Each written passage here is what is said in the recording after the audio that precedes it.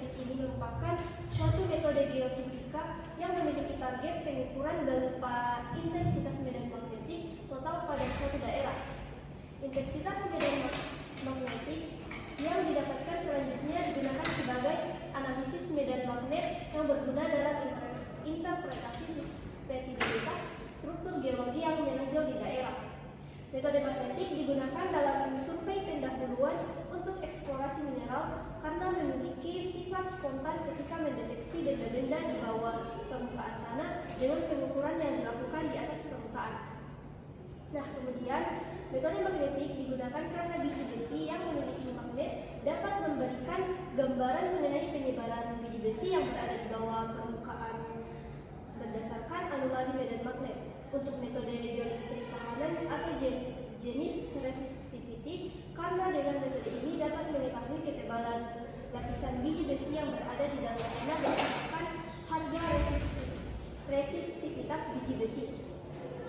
Kemudian, metode magnetik ini didasarkan pada pengukuran variasi intensitas medan magnet di permukaan bumi yang disebabkan oleh adanya variasi distribusi benda termagnetisasi di bawah permukaan bumi. Variasi yang terukur atau anomali berada dalam latar belakang medan yang relatif besar. Interpretasi data yang mencerminkan perbedaan lokal kelimpahan magnetisasi ini sangat berguna untuk menemukan kesalahan dan kontak geologi. Anomali magnetik dapat berasal dari serangkaian perubahan litologi, variasi dalam tubuh magnet tebal, patahan, lipatan, dan bantuan topografi. Sebuah jumlah yang signifikan informasi dapat meninggalkan revisi kualitatif peta anomali magnetik sisa dari total medan magnet. Metode magnetik ini bekerja dengan mengukur intensitas medan magnet bumi di permukaan atau dekat permukaan tanah. Ketika ada konsentrasi mineral-mineral yang bersifat magnetik seperti biji besi, medan magnetik sekitar akan berubah. Pengukuran ini dilakukan dengan menggunakan alat yang disebut magnetometer. Batuan-batuan di dalam bumi memiliki sifat magnetik yang berbeda-beda tergantung pada komposisi mineralnya. Mineral magnetik yang sering ditemukan dalam endapan biji besi memiliki sifat magnetik yang sangat kuat. Ketika sensor magnetometer mendeteksi perubahan atau anomali pada medan magnet bumi, ini bisa menjadi indikasi keberadaan mineral besi. Kemudian pengolahan data magnetik dilakukan untuk mendapatkan nilai TMI atau total magnetic intensity yang diinginkan. Untuk memperoleh nilai TMI ini perlu dilakukan dengan pengolahan data berupa koreksi harian untuk mereduksi efek medan magnet eksternal bumi. Pemisahan anomali regional residual juga dilakukan dalam tahapan pengolahan data bertujuan untuk penajaman atau enhancement pada anomali. Pemisahan anomali regional residual dalam pengolahan data magnetik dapat dilakukan dengan koreksi IGRF atau International Geomagnetic Reference File dan dengan filter panjang gelombang. Nah, metode magnetik ini memiliki kelebihan berupa pengukuran yang relatif mudah dilakukan, akumulasi data berkecepatan tinggi pada suatu daerah yang luas, waktu yang relatif cepat, serta biaya yang tidak terlalu besar. Walaupun metode magnetik sangat efektif, ada beberapa keterbatasan yang perlu dipertimbangkan seperti biji besi yang tertutup oleh lapisan batuan magnetik yang tebal, anomali magnetiknya dapat teredam, membuatnya lebih sulit untuk terdeteksi. Kemudian, metode magnetik ini hanya memberikan informasi tentang sifat magnetik dari batuan serta kondisi geologi yang kompleks. Sekian dari saya berikan ke saya. Baiklah, saya akan menjelaskan metode geofisika yang kedua, yaitu metode gravitasi. Jadi metode gravitasi pada eksplorasi digunakan untuk menentukan kerapatan endapan di bawah permukaan bumi. Pengukur gravitasi berbasis darat digunakan untuk mengukur variasi medan gravitasi secara tepat di berbagai titik. Metode gravitasi juga memungkinkan estimasi massa anomali keseluruhan atau luas biji yang bertanggung jawab atas anomali tersebut. Tidak seperti metode listrik dan seismik yang mendeteksi kontras vertikal dan lateral resistivitas dan kecepatan atau reflektivitas, metode gravitasi hanya mendeteksi kontras lateral. Aplikasi dari metode gravitasi untuk eksplorasi mineral dan pertimbangan lingkungan meliputi identifikasi struktur, litologi, dan bahkan badan biji itu sendiri. Anomali biji besi dengan metode gravitasi, kecuali terletak pada kedalaman yang sangat dangkal. Metode gravitasi telah diterapkan untuk penelitian pembentukan endapan biji. Sebagian besar kasus formasi besi terkait dengan anomali positif amplitudo tinggi karena mengandung mineral biji besi dengan densitas tinggi yang meliputi magnetit dan hemetit. Next. Kemudian salah satu contoh penggunaan metode gravitasi pada eksplorasi endapan biji besi yang dilakukan di seluruh Kenya oleh Khan dan Swan pada tahun 1977 telah diamati bahwa sifat gravitasi aksial yang tinggi dikaitkan dengan geologi vulkanik yang menonjol dengan kemiripan yang ada di bagian kertangan selatan dan mengungkapkan bahwa sumbu kertangan tersebut langsung dengan tinggi gravitasi intermiten yang diamati. Metode gravitasi juga telah digunakan dalam pemetaan topografi batuan dasar karena efek glasial. Abuka pada tahun 2013 menggunakan metode geofisika gravitasi untuk mengeksplorasi biji besi di daerah Mdeu, Timachia, Meru, Kenya, dan mengamati bahwa metode ini memiliki kontribusi yang sangat penting dalam proses eksplorasi endapan biji besi baru dan mineral berharga lainnya. Metode ini menggunakan asumsi bahwa batuan in situ tersebut menghasilkan beberapa kuantitas fisik yang dapat dicitrakan tepat di atas tanah tanpa harus ke lapangan, menyentuh atau bahkan melihat batuan itu sendiri. Keberhasilan dalam penggunaan metode gravitasi sangat bergantung pada variasi massa benda yang dihasilkan dari variasi kepadatan benda relatif terhadap batuan di suatu wilayah. Dan adapun sumber yang saya gunakan pada metode gravitasi itu terletak di slide bagian bawah. Sekian dan terima kasih. Selanjutnya akan dijelaskan oleh rekan saya. Metode survei yang ketiga yaitu metode elektromagnetik. Sebelum itu kita perlu mengetahui survei geofisika, di mana teknik penting dalam eksplorasi mineral, terutama untuk mendeteksi endapan biji besi. Salah satu metode geofisika yang sangat penting dalam survei elektromagnetik adalah metode geomagnet dan include polarization. Terdapat beberapa prinsip dasar dalam aplikasi metode dalam mendeteksi endapan biji besi.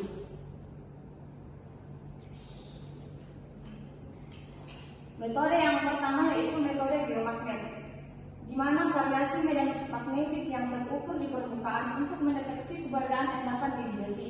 Variasi medan magnetik ini disebut anomali magnetik.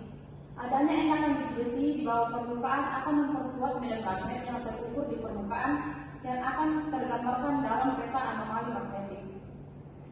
Untuk survei geomagnet, peralatan yang digunakan yaitu terdapat tiga. Yang pertama, Global Positioning System atau yang biasa kita sebut GPS. Alat ini digunakan untuk mencari koordinat lokasi survei. Kemudian alat yang kedua yaitu Proton Magnetometer. Alat ini digunakan untuk mengukur medan magnetik. Kemudian alat yang ketiga yaitu sensor, digunakan untuk merekam data medan magnetik. Data yang diperoleh kemudian dianalisis dan dikoreksi oleh nilai magnetik harian untuk kemudian dituangkan ke dalam peta anomali magnetik. Anomali magnetik yang signifikan biasanya menunjukkan adanya endapan biji besi. Contoh nilai anomali magnetik yang relevan adalah antara 350 nanotela hingga 850 nanotela dengan puncak nilai magnetik sekitar 550 nanotela hingga 850 nanotela. Peta anomali magnetik ini dapat membantu identifikasi lokasi dan distribusi endapan biji besi. Kemudian metode yang kedua yaitu include polarization, di mana metode ini menggunakan kemampuan batuan untuk menyimpan muatan listrik setelah arus dihentikan. Batuan yang mengandung biji besi seperti magnetik menunjukkan nilai variability yang tinggi. Ini membuat IP sangat berguna dalam mendeteksi mineralisasi biji besi. Dalam metode ini kita gunakan dua alat yaitu elektron, di mana alat ini digunakan untuk mengirim arus listrik ke dalam tanah. Kemudian alat yang kedua yaitu reflektor, digunakan untuk mengukur perubahan potensial listrik setelah arus dihentikan. Data yang diperoleh kemudian diproses menggunakan software seperti RescueDuit dan Biosoft Assessment untuk membuat model 2 dimensi dan 3 dimensi variability. Hasil pengukuran IP biasanya ditunjukkan dalam bentuk nilai variability. Batuan yang memiliki biji besi akan menunjukkan nilai variability tinggi. Contohnya penelitian telah Ditemukan endapan biji besi dengan nilai karbohidrat sekitar 5.856,5 kali 10 pangkat minus 6 hingga 6.866,5 kali 10 minus 6 standar internasional. Dari kedua metode yang digunakan yaitu metode geomagnet dan include polarization merupakan teknik survei elektromagnetik yang efektif dalam mendeteksi endapan biji besi. Metode geomagnet menggunakan anomali magnetik untuk mendeteksi lokasi mineralisasi, sedangkan metode AP menggunakan cargability untuk mendeteksi jenis mineral yang terkandung. Kombinasi kedua metode ini dapat meningkatkan akurasi survei untuk membantu dalam eksplorasi potensi cadangan biji besi. Sekian dari metode yang dapat saya sampaikan, saya serahkan ke teman saya. Baik, selanjutnya yaitu metode seismik pada teknik geofisika. Metode seismik adalah salah satu teknik dalam eksplorasi geofisika yang digunakan untuk memetakan struktur bawah permukaan bumi dengan memanfaatkan gelombang seismik. Gelombang ini dihasilkan oleh sumber energi seperti ledakan kecil atau getaran bawah yang merambat melalui lapisan-lapisan batuan dan dibantukan atau didorongkan oleh perbedaan suatu fisik di dalam tanah, misalnya perbedaan densitas atau kecepatan gelombang. Setelah gelombang tersebut dibenturkan, sensor atau yang biasa disebut geofon di darat atau hidrofon di laut menangkap sinyal tersebut dan mencatat waktu tempuhnya. Metode seismik digunakan secara luas dalam industri minyak dan gas serta dalam eksplorasi sumber daya mineral untuk memetakan struktur geologi di bawah permukaan seperti lapisan batuan, patahan, atau jebakan minyak. Nah, selanjutnya yaitu jenis metode seismik. Ada dua, yaitu seismik refleksi dan seismik refraksi. Seismik refleksi yaitu mengukur gelombang seismik yang ditentukan kembali dari batas antar lapisan batuan. Metode ini sangat efektif untuk eksplorasi hidrokarbon karena memberikan gambaran yang detail tentang struktur bawah permukaan. Yang kedua yaitu seismik refraksi. Seismik refraksi yaitu mengukur gelombang seismik yang dibelokkan ketika merambat melalui lapisan dengan kecepatan gelombang yang berbeda. Metode ini biasanya digunakan untuk memetakan kedalaman kerak bumi atau struktur geologi yang lebih dalam seperti pada gempa. Nah, selanjutnya yaitu keunggulan dan kelemahan dari dua metode seismik yaitu refraksi dan refleksi. Keunggulan dari refraksi yaitu pengawal refraksi membutuhkan lokasi sumber dan penerima yang kecil sehingga relatif murah dalam pengambilan datanya. Kemudian keunggulan yang kedua dari metode refraksi yaitu prosesingnya lebih simpel, kemudian pengembangan model untuk interpretasi tidak terlalu sulit karena lingkup lokasi cukup kecil. Kemudian refleksi kelemahannya yang pertama itu biaya akuisisi lebih mahal karena lokasi sumber dan kelemahan yang cukup lebar untuk menghasilkan citra yang baik. Yang kedua, prosesingnya lebih sulit, dan yang ketiga, interpretasi dibutuhkan orang yang benar-benar mengerti dan cukup ahli karena pengetahuan terhadap base harus kuat dan diperlukan beberapa asumsi model yang kompleks. Selanjutnya itu kelemahan dari metode refraksi. Yang pertama itu dalam pengukuran regional butuh offset yang lebih besar. Kedua, hanya bekerja jika kecepatan gelombang meningkat sebagai fungsi kedalaman. Yang ketiga, interpretasi dalam bentuk lapisan-lapisan. Kemudian hanya menggunakan waktu tiba sebagai fungsi jarak. Kemudian model yang dibuat didesain untuk menghasilkan waktu jarak yang teramati. Kemudian keunggulan dari metode refleksi yang pertama, seismik refleksi menggunakan offset yang lebih kecil. Kedua, dapat bekerja bagaimanapun perubahan kecepatan sebagai fungsi kedalaman. Yang ketiga, interpretasi berupa lapisan dan struktur yang lebih kompleks. Kemudian merekam dan menggunakan semua media gelombang yang terekam. Dan yang terakhir, model bawah permukaan dapat tergambar secara langsung dari data-data. Selanjutnya yaitu metode seismik pada endapan besi. Adapun manfaat metode seismik untuk eksplorasi endapan besi. Yang pertama, deteksi struktur bawah permukaan. Metode seismik dapat membantu memetakan struktur geologi seperti lipatan, patahan, dan institusi magma yang mungkin terasosiasi dengan endapan biji besi. Kemudian, estimasi kedalaman dan keluar lapisan. Dengan menganalisis kecepatan gelombang seismik yang melalui berbagai lapisan batuan, eksplorasi seismik dapat memperkirakan ketebalan lapisan yang berpotensi mengandung besi. Kemudian yang ketiga, kombinasi dengan metode lain. Data seismik sering dikombinasikan dengan metode geofisika lain seperti magnetik dan gravitasi untuk memperoleh gambaran yang lebih jelas tentang potensi endapan besi di suatu lokasi. Baik, metode geofisika selanjutnya itu adalah metode induced polarization. Mungkin tadi telah dijelaskan sebagian pada metode elektromagnetik, di mana metode induced polarization adalah salah satu metode geofisika yang relatif baru dibanding dengan metode geolistrik yang lain. Sesuai dengan namanya, metode IP mengukur adanya polarisasi di dalam medium karena pengaruh arus listrik yang melewatinya. Metode IP ini bekerja dengan cara menginduksi arus listrik ke bawah permukaan, kemudian mengukur polarisasi yang terjadi.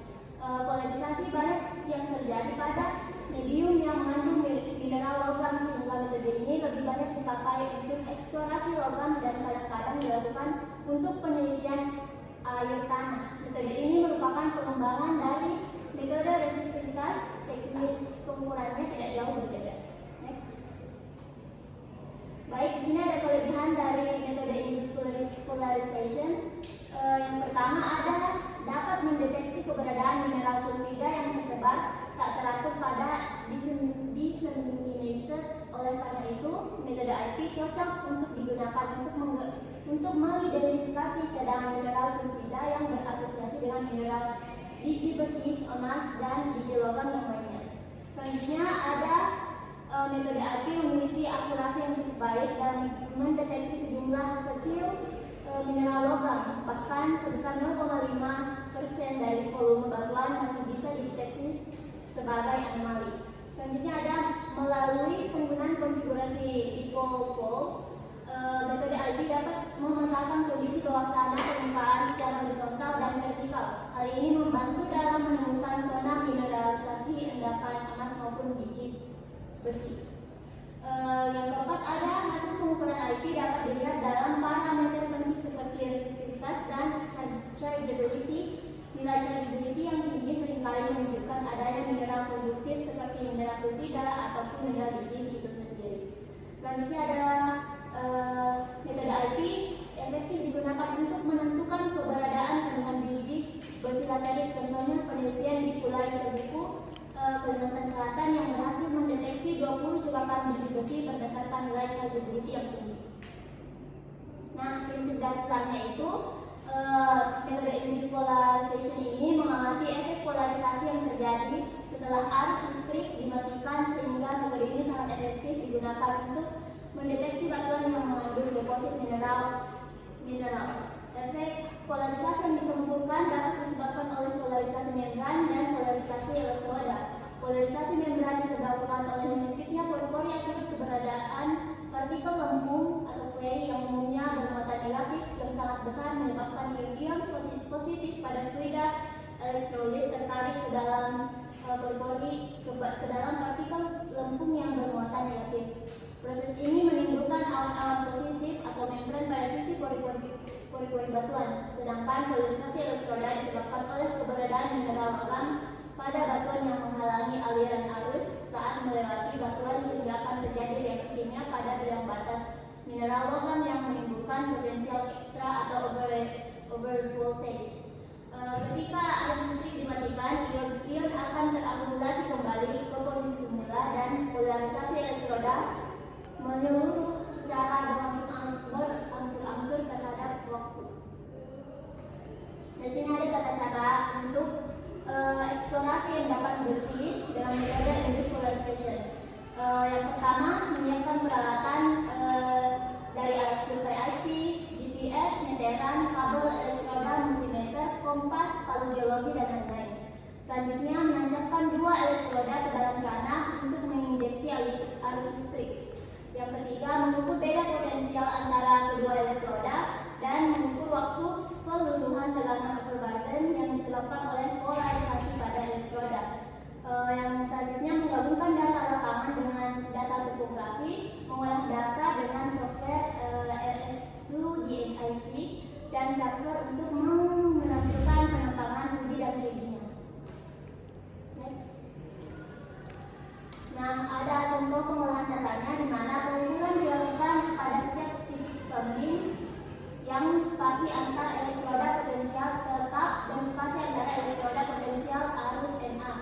Spasi A terkecil adalah 4,5 meter yang diperbesar maksimum N kali faktor pembesaran pada setiap line dari 1 sampai line 5. Dapat dilihat pada gambar. Pengukuran dilakukan di setiap titik sounding dengan spasi antar elektroda potensial terhadap spasi antar elektroda potensial A bis dan A. Spasi A terkecil adalah 4,5 meter yang disebar maksimum faktor pembesaran. Lapisan tanah dangkal terkontaminasi lindi. Kemudian data-data kedalaman tersebut digunakan untuk memodelkan sebaran air tanah dangkal terkontaminasi lindi pada tampilan 3D menggunakan program Rockwell. Selanjutnya, nah dapat dilihat ada interpretasi 2D di mana formasi batuan setempat pada lintasan 1, 2, dan 3 sampai 6 memiliki keberagaman urutan dan jenis-jenis lapisan batuan. Namun jika dilihat berdasarkan nilai resistivitas setiap jenis lapisan, ada perbedaan batasan nilai resistivitas antara lintasan 1, 2, 3, dan 3, 4, 5, dan 6 baik untuk formasi batuan setempat secara keseluruhan maupun untuk setiap jenis lapisan lainnya. Ini berhubungan dengan sifat listrik yang mengalir dalam batuan. Arus listrik mudah mengalir dalam batuan yang bersifat konduktif. Batuan yang diinterpretasikan memiliki porositas berbeda, maka nilai resistivitas yang terukur juga akan berbeda. Hal ini terjadi karena penulis menginterpretasikan batasan nilai resistivitas berdasarkan pertimbangan akan faktor-faktor geologi yang mempengaruhi nilai-nilai resistivitas jenis lapisan pada formasi batuan setempat.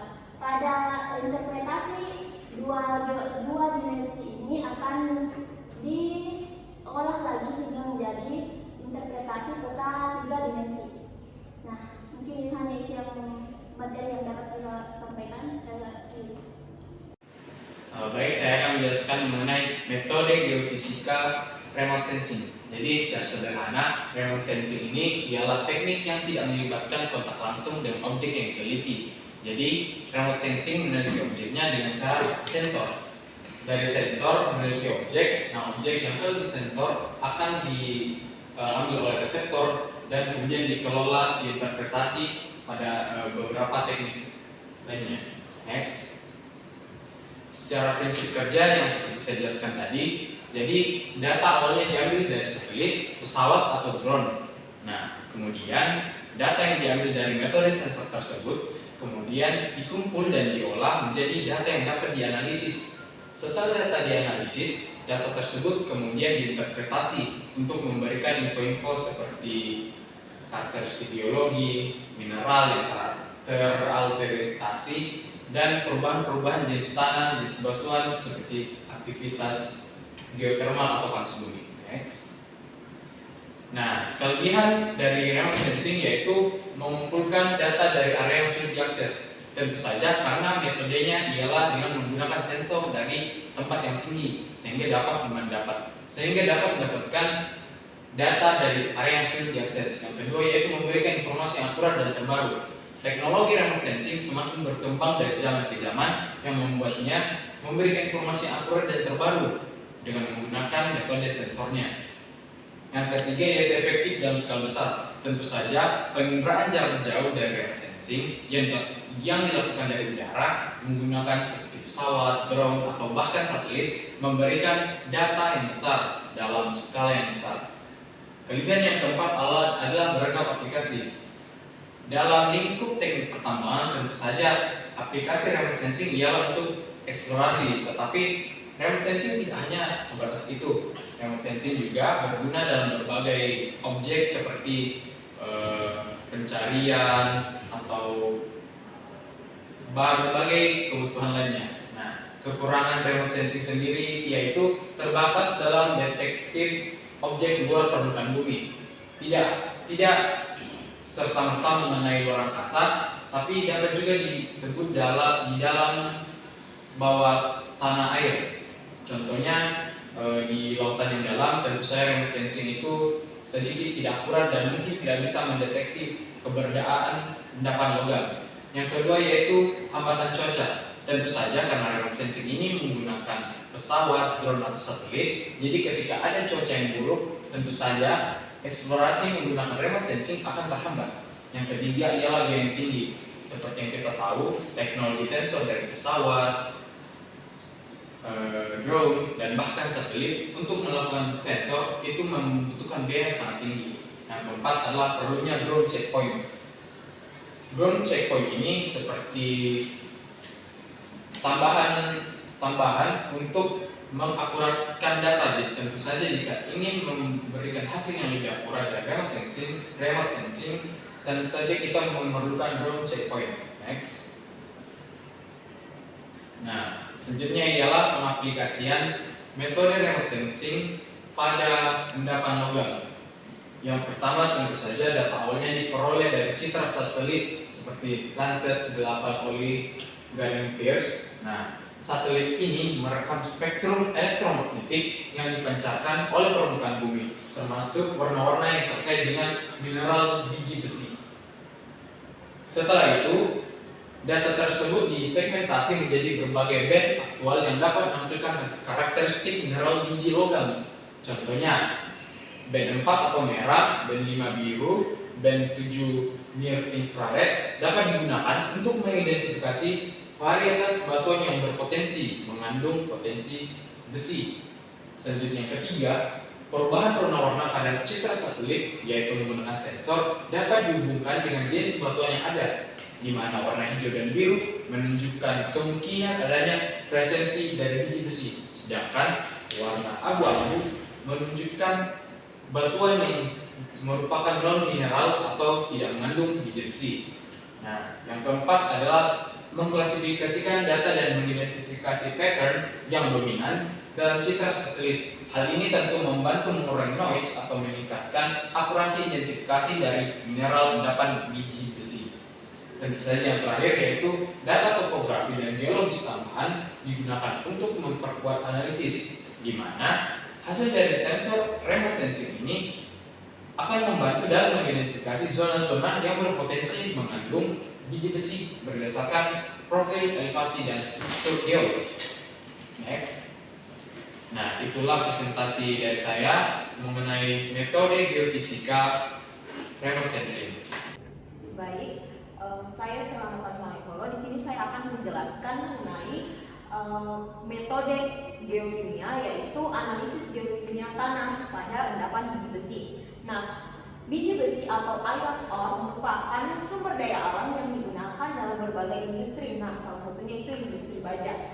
Nah, potensi daya biji besi yang dimiliki Indonesia ini cukup besar, yaitu sekitar 5.110 juta ton. Nah, potensi tersebut tersebar di beberapa daerah dengan jumlah yang terbatas.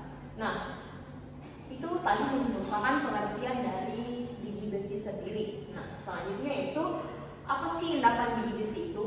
Jadi, endapan biji besi adalah kumpulan biji besi yang terbentuk dari reaksi kimia antara besi dan oksigen di air laut dan di air tawar.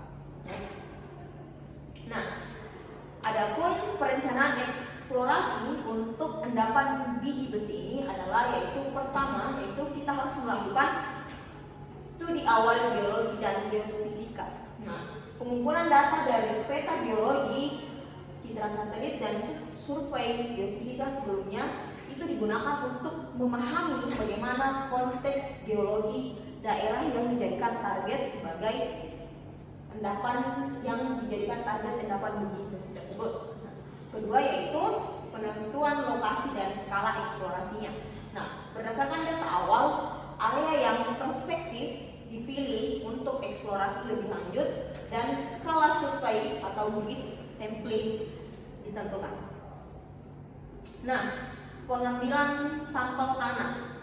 Nah, dalam pengambilan sampel tanah terdapat beberapa caranya, yaitu pertama grid sampling atau yang sistematis.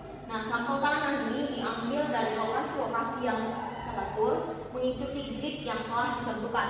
Misalnya yaitu 50 kali 50 meter ataupun 100 kali 100 meter.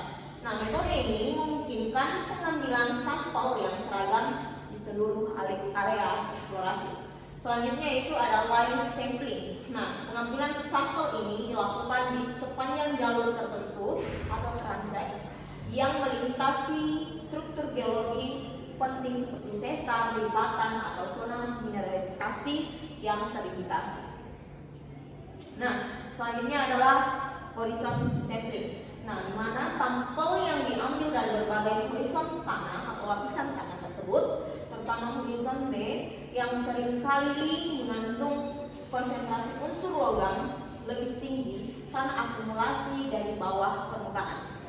Nah, selanjutnya adalah composite sampling. Nah, teknik ini menggabungkan beberapa sampel dari titik yang berdekatan untuk menciptakan satu sampel komposit yang memiliki area yang lebih luas, mengurangi biaya analisis, tetapi memberikan hasil yang signifikan secara biokimia. Nah, selanjutnya dari tahap eksplorasi tersebut adalah persiapan sampel. Nah, yang pertama itu adalah yang dilakukan adalah pengeringan sampel. Nah, sampel tanah yang dikeringkan itu dikeringkan untuk menghilangkan kelembaban yang bisa mempengaruhi hasil analisis. Yang selanjutnya adalah pengayakan atau sieving. Nah, sampel yang diayak untuk memisahkan fraksi halus yaitu lebih kecil daripada 80 mes atau maksimal itu 200 mes. Nah, yang akan dianalisis karena fraksi halus ini lebih representatif dibanding untuk komposisi geokimia. Yang selanjutnya itu adalah penggilingan atau grinding. Nah, sampel yang sudah diayak dan dihancurkan menjadi bubuk halus ini digunakan untuk mempermudah analisis kimia yang lebih lanjut. Nah, analisis laboratorium geokimia yaitu adalah X-ray fluorescence atau XRI.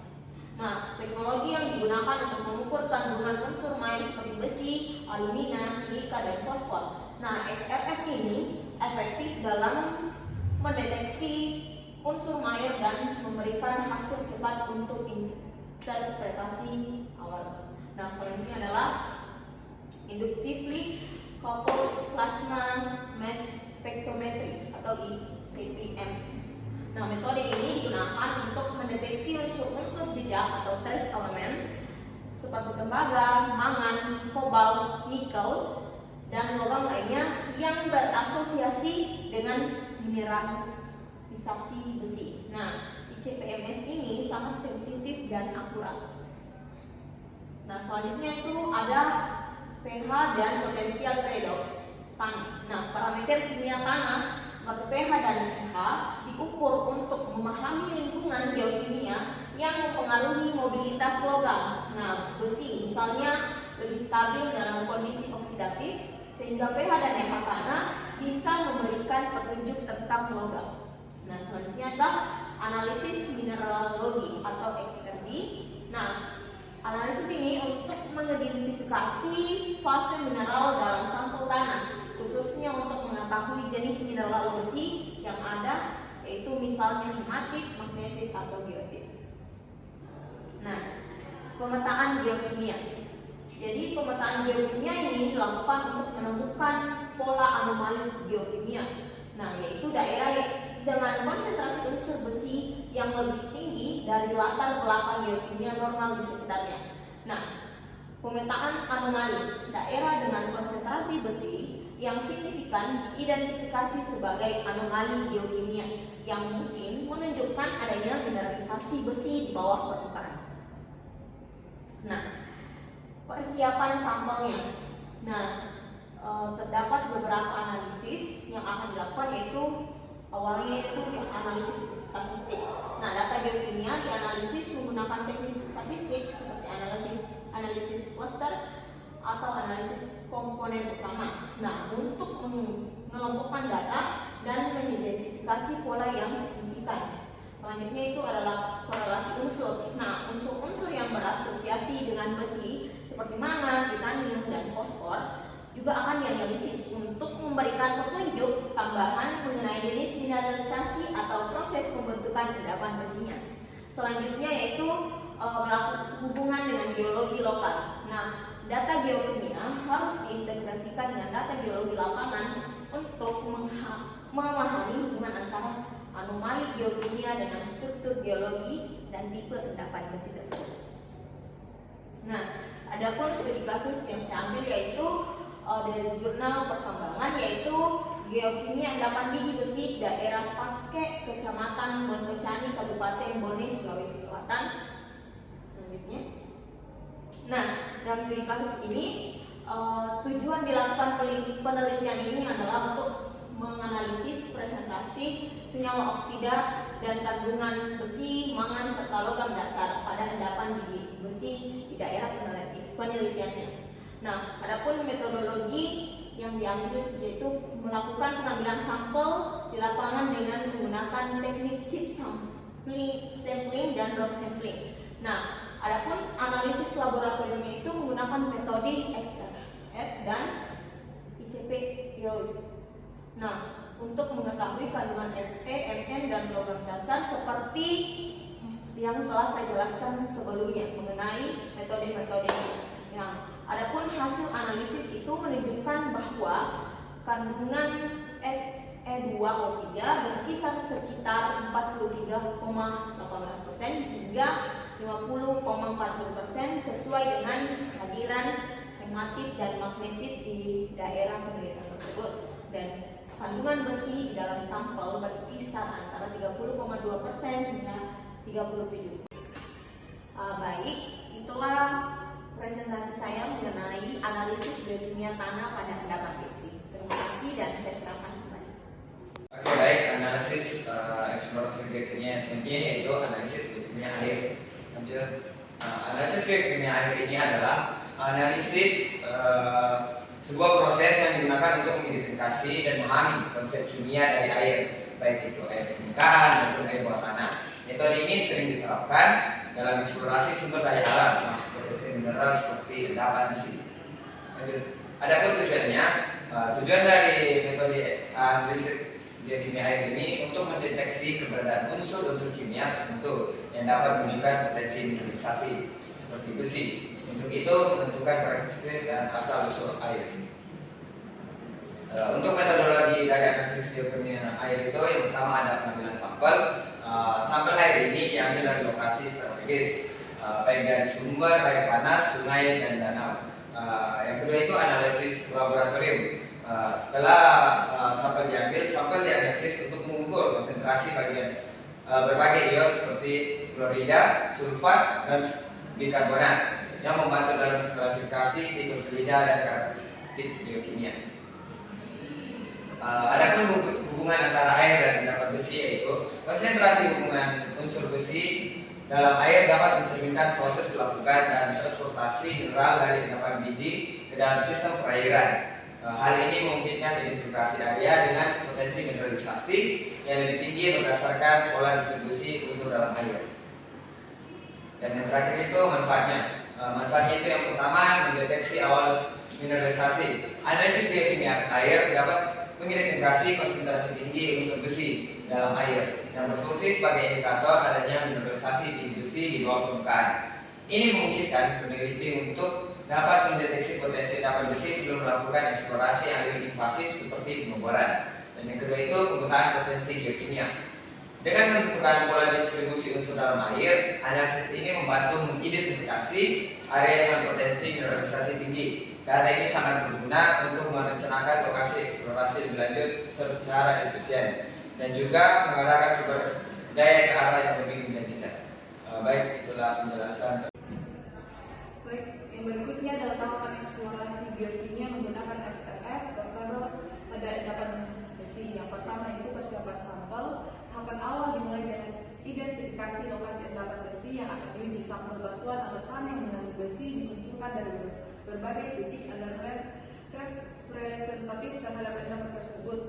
Setelah itu sampel dibersihkan dari kontaminasi permukaan seperti debu, tanah, atau material organik yang dapat mempengaruhi hasil analisis geokimia.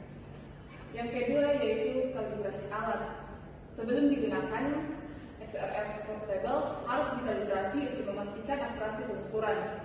Kalibrasi dilakukan menggunakan standar referensi elemen, terutama besi, yang akan diukur. Alat juga perlu diperiksa kondisinya dan pengaturan dilakukan sesuai dengan standar analisis untuk memastikan hasil yang valid. Selanjutnya yaitu pengukuran di lapangan. Setelah sampel siap dan alat dikalibrasi, pengukuran di lapangan dilakukan dengan menempatkan XRF portable langsung di atas permukaan sampel. Sinar X yang ditembakkan ke sampel akan menyebabkan elemen-elemen di dalamnya memancarkan fluoresensi yang diukur oleh alat. Data ini memberikan komposisi unsur termasuk kandungan besi, silika, aluminium, dan unsur-unsur lainnya dalam waktu singkat. Yang keempat yaitu pengolahan data. Data yang diperoleh oleh pengukuran XRF per label kemudian dianalisis untuk menentukan kandungan unsur dalam sampel. Persentase kandungan besi dibandingkan dengan elemen-elemen lain dihitung. Jika diperlukan, data ini dapat diolah lebih lanjut menggunakan software khusus untuk memberikan gambaran lebih mendalam mengenai endapan besi yang sedang dianalisis. Yang kelima yaitu verifikasi dan validasi. Hasil pengukuran dengan XRF per label seringkali perlu diverifikasi menggunakan metode laboratorium lain seperti AAS atau ICP.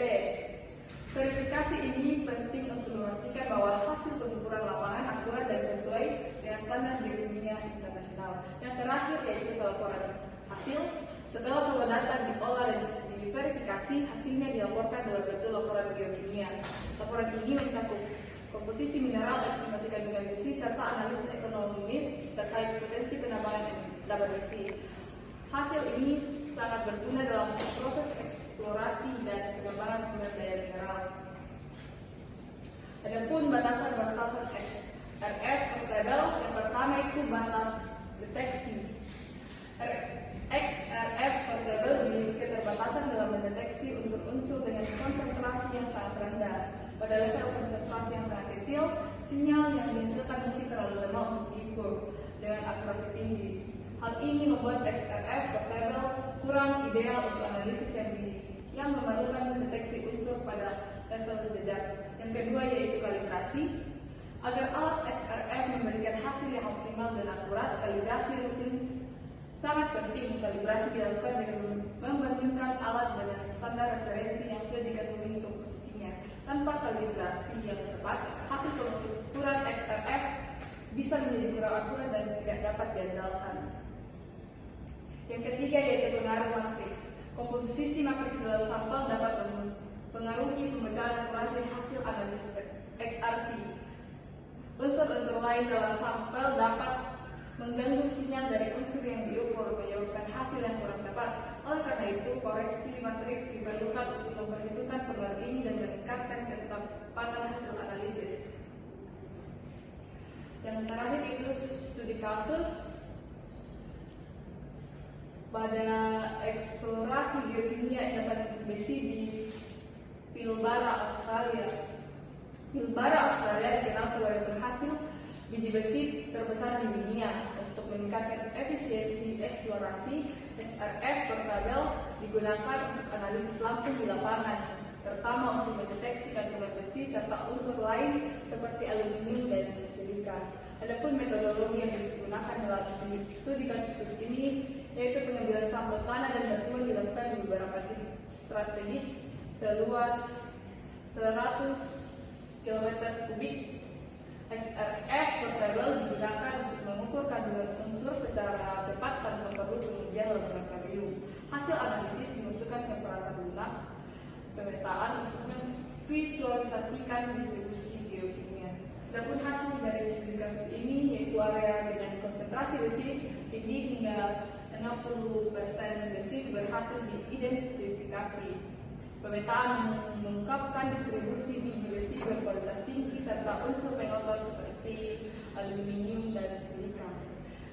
Keunggulannya, XRF per label mengurangi biaya dan waktu eksplorasi secara signifikan, memberikan hasil analisis cepat dan dapat digunakan di medan sulit. Jadi XRF per label efektif dalam eksplorasi endapan biji, membantu menetapkan distribusi mineral dengan cepat dan efisien, serta mengoptimalkan proses pengembangan dan eksplorasi. Sekian dari saya, akan dilanjutkan oleh teman saya. Baik, perkenalkan nama saya Elizabeth. Di sini saya akan membahas tentang metode anomali multi elemen. Jadi tadi kan telah disinggung beberapa tentang metode-metode mengenai anomali. Nah, apa itu anomali? Anomali geokimia merupakan konsentrasi abnormal berdasarkan unsur-unsur eksklusif yang sangat paradoksal menggunakan lingkungan yang dianggap menandakan hadirnya endapan mineral atau biji. Nah, pembentukan anomali ini dapatkan saldo gerak dan dispersi untuk yang terkonsentrasi pada zona-zona mineralisasi. Nah, dalam mencari anomali unsur sebelumnya harus diketahui terlebih dahulu mengenai karakter atau sifat-sifatnya dari unsur tersebut sehingga akan mempermudah dalam mengenali keberadaannya. Nah, potensi dari keberadaan ini unsur berkaitan dengan bagaimana reaksi unsur tersebut terhadap aksi yang diberikan oleh alam sehingga akan terbentuk pola-pola yang khas dari kumpulan unsur tertentu. Nah, konsentrasi-konsentrasi anomali dari unsur-unsur yang dideteksi dalam survei sedimen biasanya telah terpindah ke arah bawah hilir sehingga diperlukan metode-metode survei lain sebagai alternatif atau pelengkap. Nah, seperti metode geokimia lainnya. Nah, sehubungan dengan hal tersebut, geokimia eksplorasi tidaklah secara langsung bertujuan untuk mencari mineralisasi, tetapi hanya mencari indikasi-indikasi atau anomalinya yang bisa dipakai sebagai acuan untuk menentukan daerah prospek mineralisasi. Oleh itu bantuan dari data-data metode survei lainnya sangat dibutuhkan terutama di data geologi. Kemudian kenapa sih anomali itu dapat terjadi? Nah, anomali geokimia adalah fitur geokimia yang berbeda dari apa yang dianggap normal. Nah, anomali ini dapat terjadi misalkan yang pertama yaitu proses yang tidak biasa atau tidak umum yang memusatkan unsur tertentu. Misalnya proses pembentukan biji, pelapukan, dan dispersi unsur dan konsentrasi unsur yang tidak biasa seperti badan biji. Kemudian yang kedua yaitu akumulasi atau konsentrasi unsur oleh proses umum yang bekerja dalam jangka waktu yang lama. Misalnya pembulungan dan konsentrasi unsur-unsur tertentu oleh batu besi, relogit, ferruginosus atau oksidasi mangan. Kemudian yang ketiga yaitu kontaminasi buatan pada lokasi atau sampel. Dan yang keempat yaitu gangguan kesalahan analitis, misalnya presisi metode analitis yang buruk, terutama untuk konsentrasi yang unsur mendekati batas deteksi. Nah, pentingnya metode anomali multi elemen dalam eksplorasi besi. Yang pertama yaitu deteksi anomali yang lebih akurat. Jadi pentingnya dalam metode deteksi anomali ini supaya pada endapan besi itu dapat lebih akurat. Kemudian yang kedua yaitu mengidentifikasi elemen indikator untuk mineralisasi tertentu. Kemudian yang ketiga yaitu meningkatkan efisiensi dan penghematan biaya. Kemudian yang keempat yaitu mengurangi risiko kesalahan dalam identifikasi anomali. Kemudian yang kelima meningkatkan pemahaman tentang lingkungan geologi. Kemudian yang keenam yaitu kemampuan mengidentifikasi endapan kompleks. Nah, untuk metode anomali multi elemen ada pun beberapa tahapannya. Nah, tahapan pada metode anomali multi elemen ini dalam langkah eksplorasi besi melibatkan beberapa langkah sistematis yang dirancang untuk mendeteksi potensi endapan besi melalui beberapa analisis secara bersamaan. Nah, metode ini penting karena besi sering ditemukan bersama dengan elemen-elemen lainnya yang berperan sebagai indikator mineralisasi seperti mangan, vanadium, titanium, dan nikel. Jadi ini merupakan tahapan metode anomali multi elemen. Yang pertama yaitu pengambilan sampel. Nah, pengambilan sampel ini dapat berupa grid, sampling, terus dapat berupa dengan sampel tanah atau batuan. Kemudian analisis laboratorium. Nah, pada analisis laboratorium ini dapat menggunakan SRF, ICP atau ICP-MP. Kemudian pemetaan dan identifikasi anomali. Kemudian ada juga analisis statistik multi elemen. Kemudian ada interpretasi biologis dan penentuan target eksplorasi. Ya. Kemudian kita masuk di contoh kasus. Jadi contoh kasus yang pertama yaitu sebelum kita masuk di contoh kasus, kita akan pengantarnya itu penerapan metode anomali multi elemen dalam eksplorasi endapan besi telah terbukti memberikan wawasan yang lebih mendalam dan akurat mengenai potensi mineral di berbagai lingkungan geologi. Dengan menggabungkan analisis beberapa elemen sekaligus, metode ini memungkinkan deteksi anomali geokimia yang lebih kompleks, sehingga ahli geologi dapat mengidentifikasikan hubungan antara besi dan elemen-elemen lainnya yang sering terasosiasi seperti vanadium, titanium, dan nikel. Nah, contoh kasus di lapangan seperti eksplorasi magnetik di Australia dan endapan besi laterit di Indonesia. Nah, menunjukkan bagaimana metode ini berhasil mengoptimalkan proses eksplorasi, mempercepat identifikasi zona dengan potensi yang tinggi. Nah, dan meningkatkan efisiensi biaya yang pada akhirnya berkontribusi pada keberhasilan proyek-proyek pertambangan. Jadi untuk contoh kasus pertama yaitu yang terjadi di lapangan adalah eksplorasi magnetik ilmenit di batuan mafic dan ultramafic di Australia. Nah, salah satu contoh penerapan metode multi elemen terjadi di Australia, di mana endapan besi tipe magnetik ilmenit ditemukan dalam batuan mafic dan ultramafic. Adapun latar belakang geologinya itu daerah eksplorasi adalah bagian dari kompleks batuan mafic di wilayah Pilbara, Australia Barat.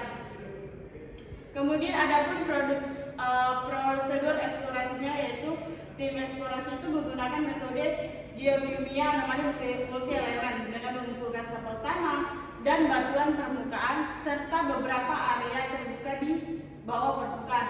Jadi metode analisis yang digunakan itu dengan menggunakan ICP-MS untuk mengukur konsentrasi elemen-elemen seperti besi, vanadium, titanium, dan mangan.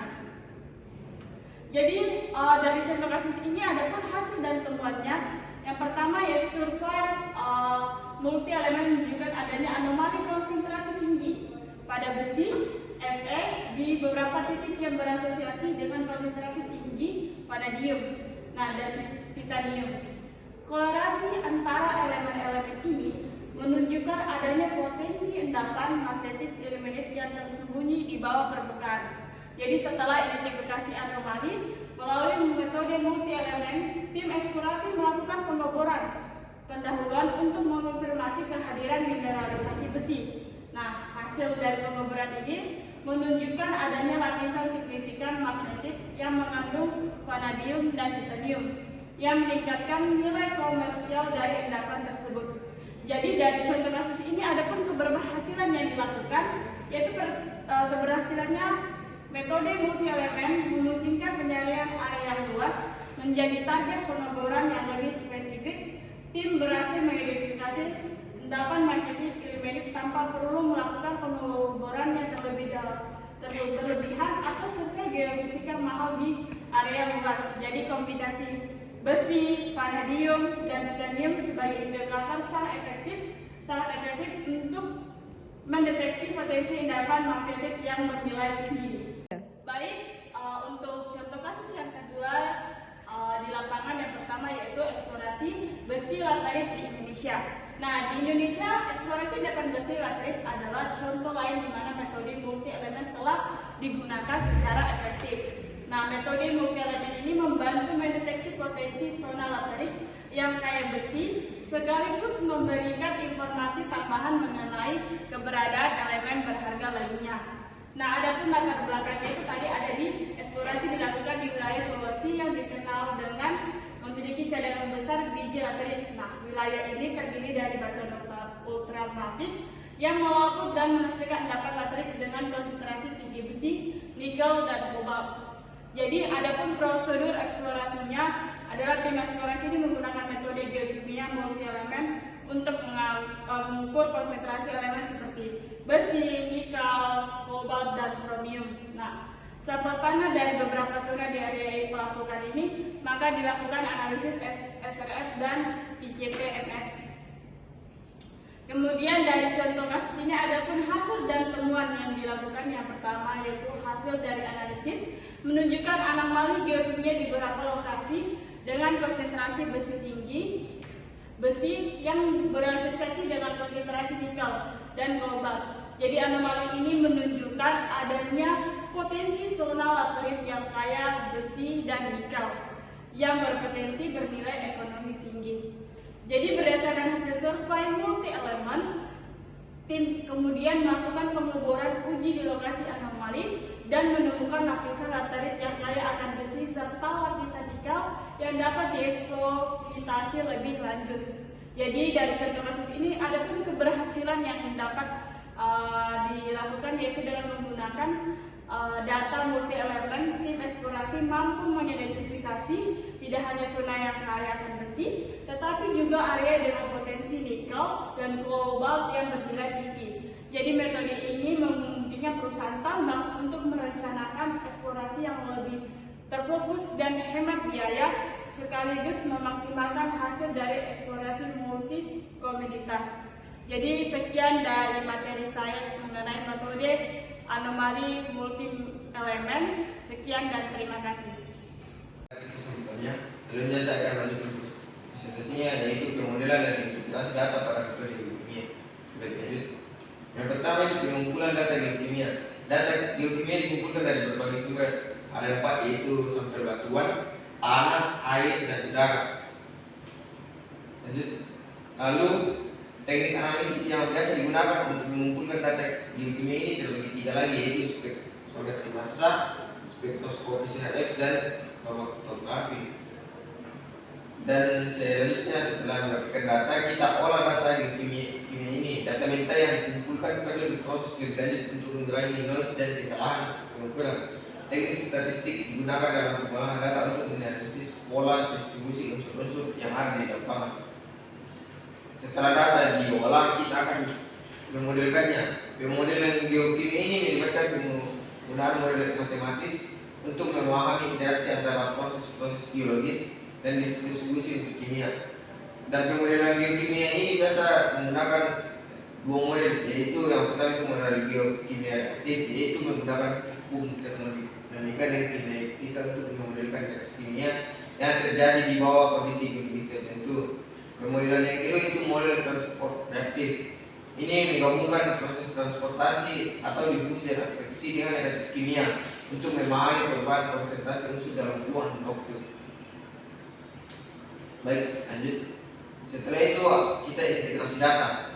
Pemodelan geokimia yang seringkali diintegrasikan dengan data dari disiplin lain seperti data geofisika, geologi, dan hidrologi. Ada beberapa contohnya. Yang pertama integrasi dengan data geofisika, yaitu untuk membantu mengidentifikasi struktur bawah permukaan yang mempengaruhi distribusi kimia.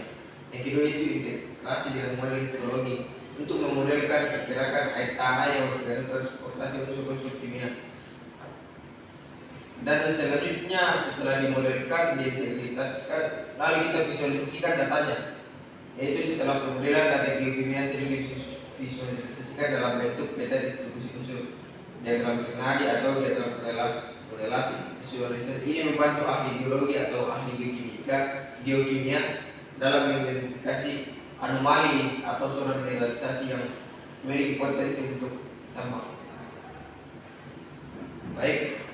Setelah itu kita dapat melihat pengaplikasiannya. Yang pertama itu pada eksplorasi mineral. Metode ini digunakan untuk mengidentifikasi area dengan potensi kandungan mineral berdasarkan distribusi unsur.